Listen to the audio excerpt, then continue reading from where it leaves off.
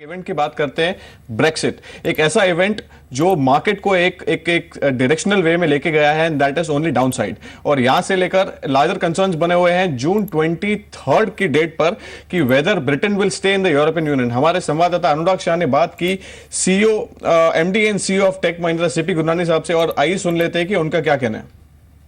ने कहा digital payment की बढ़ रहे हैं या फिर डिजिटल पूरा प्लेटफॉर्म बढ़ रहा है और गोइंग फॉरवर्ड भी डिजिटल की डिमांड काफ़ी ज़्यादा रहेगी। तो सर ऐसी क्या वजह रही जो टेक महिंद्रा को इन प्रिंसिपल अप्रूवल भी मिल गया था पेमेंट बैंक का, उसके बाद वापस ले लिया गया?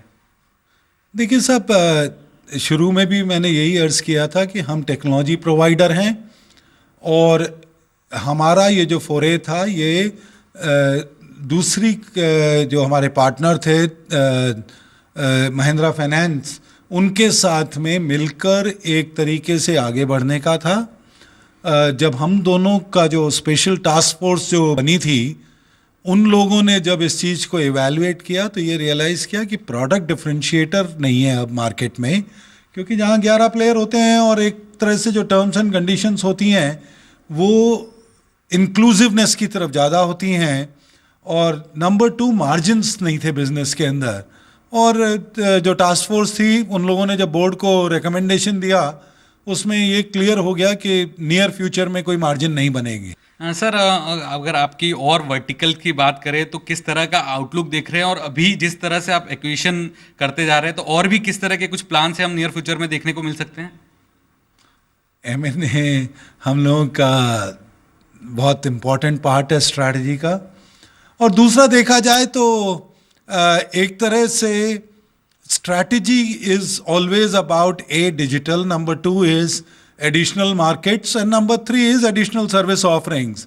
और M&A अगर इन तीनों चीज़ों को ऐड करता है तो हमारे शेयर होल्डर्स और हमारे जो बोर्ड के मेंबर्स हैं वो हमें काफ़ी इनकरेज करते हैं कि हम इस स्ट्रैटेजी को फॉलो करें।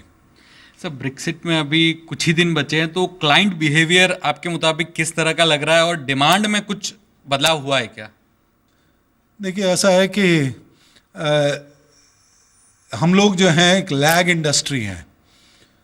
किसी भी मूवमेंट जो होता है उसका इम्पैक्ट हम तक आते आते 6 महीने लगते हैं। तो आप सुन रहे थे मिस्टर सीपी गुरनानी को, जो कि एमडी और सीईओ हैं टेक महिंद्रा के। पेमेंट बैंक का जो के वेंचर से उन्होंने वापस कदम खींचे हैं, आरबीआई को ऑलरेडी वो इन्फॉर्म कर चुके हैं। इस पर अपने कमेंट शेयर करते हुए और साथ साथ बताते हुए कि अगर ब्री एग्जिट हुआ यानी ब्रिटेन एग्जिट हुआ तो इसका जो असर होगा, जो एक्चुअल में इसका इम्पैक्ट होगा, वो रिफ्लेक्शन आने में ऑलमोस्ट 6 मंथ्स लग सकते हैं। लेकिन आईटी स्टॉक्स में हमने बीते कई सेशंस में कंसिस्टेंटली थोड़ा सा प्रेशर देखा है। आज छोटे IT stocks, mid cap IT stocks perform कर रहे हैं, लेकिन दिग्गजों पर आज भी दबाव बना हुआ है।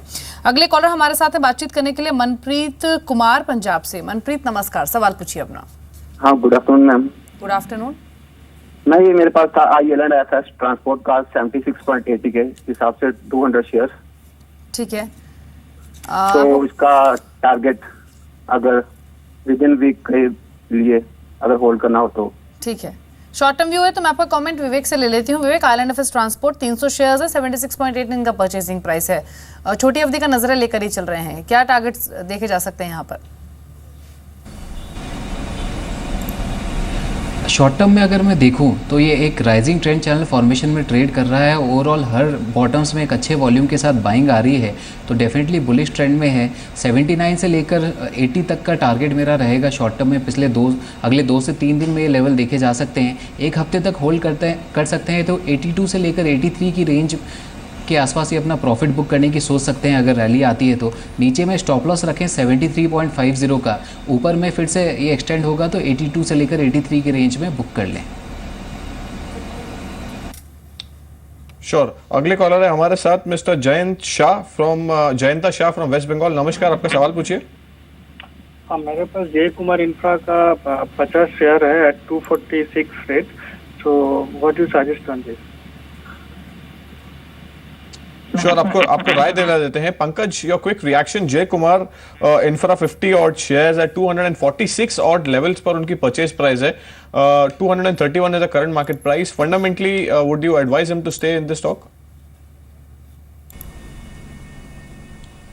देखो of late stock has not done well. पिछले अगर हम 4-5-6 महीने की बात करें, स्टॉक नीचे ड्रिफ्ट कर रहा है।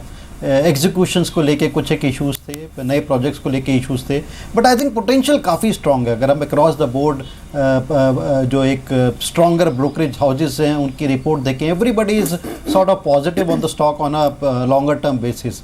और आने वाले जिस तरह के प्रोजेक्ट, नए प्रोजेक्ट या नए ऑर्डर्स बॉम्बे म्यूनिसिपल कॉरपोरेशन की तरफ से, क्योंकि कंपनी ज़्यादातर अपना स्प्रेड बॉम्बे या वेस्टर्न रीजन में है, जो एक्सपेक्टेड हैंगे, तो आई थिंक पोटेंशियल काफ़ी स्ट्रॉन्ग है। तो आप इस स्टॉक में बने रहिए, एक 6 से 12 महीने का अवधि दीजिए स्टॉक को, और मेरे को लगता है कि यहाँ से 15 से 25% मुनाफा फ्रॉम करंट लेवल्स होने की संभावना है।